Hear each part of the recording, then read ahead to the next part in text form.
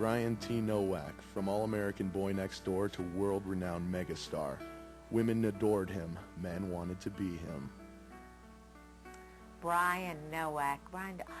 Brian Nowak? Oh, yes, I remember Brian. Brian T. Nowak.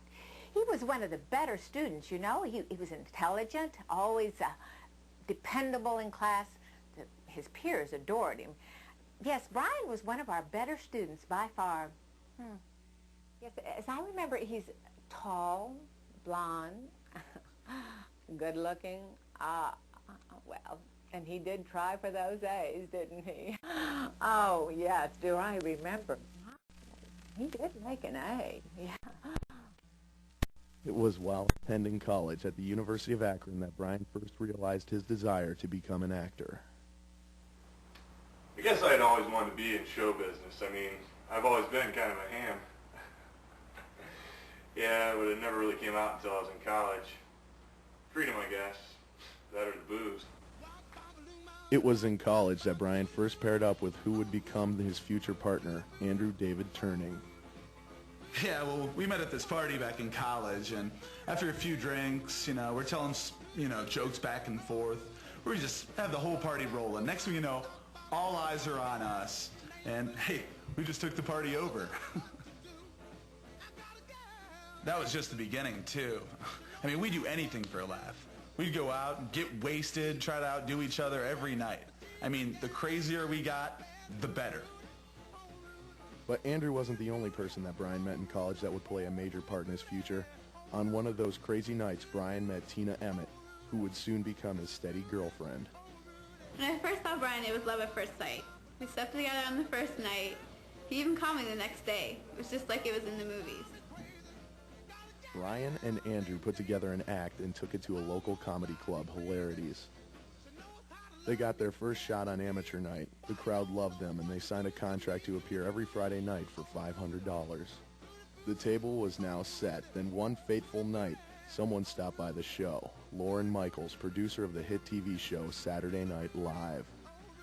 Man, we couldn't believe it when we saw him in the bar that night. We'd set our audition tape in like a month earlier. We didn't think anything was going to come of it, though. Man, did we party that night, though. Blackout City! Good times, man!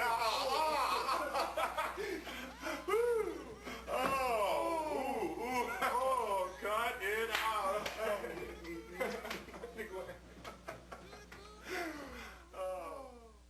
Live from New York, it's Saturday night! It seemed the two boys had finally gotten their big break. Within no time, they were regular cast members on Saturday Night Live.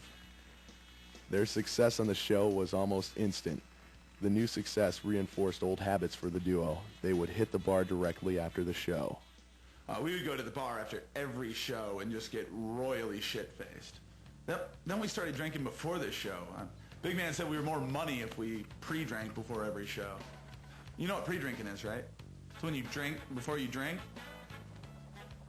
This drastic increase in partying began to affect Brian's relationship with those who were close to him. I was still in school when Brian started Saturday Night Live. He would even fly me up on the weekends, but it all started to die out.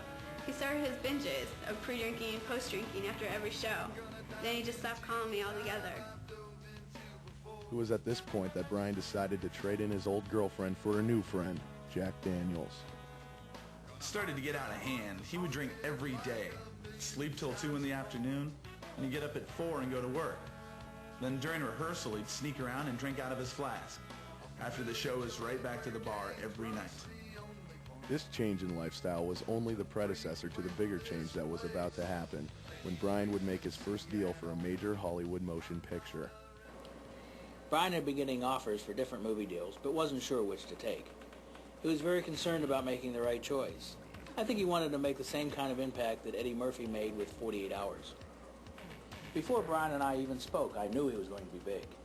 When he hired me, it was because he wanted someone to get him the best job for the best money. And that's exactly what I did.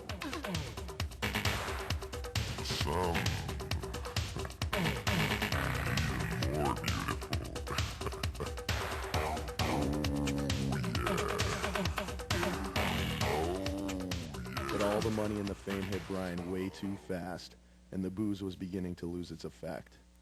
It was about the time of our second buddy flick when I noticed Brian changing.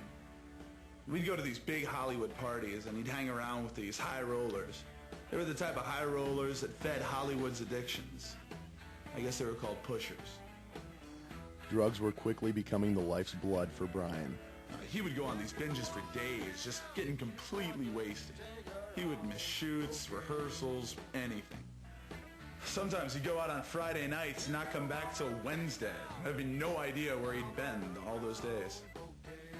It was a speeding roller coaster ride of pills, alcohol, cocaine, and huffing model glue that was destined to crash sooner or later.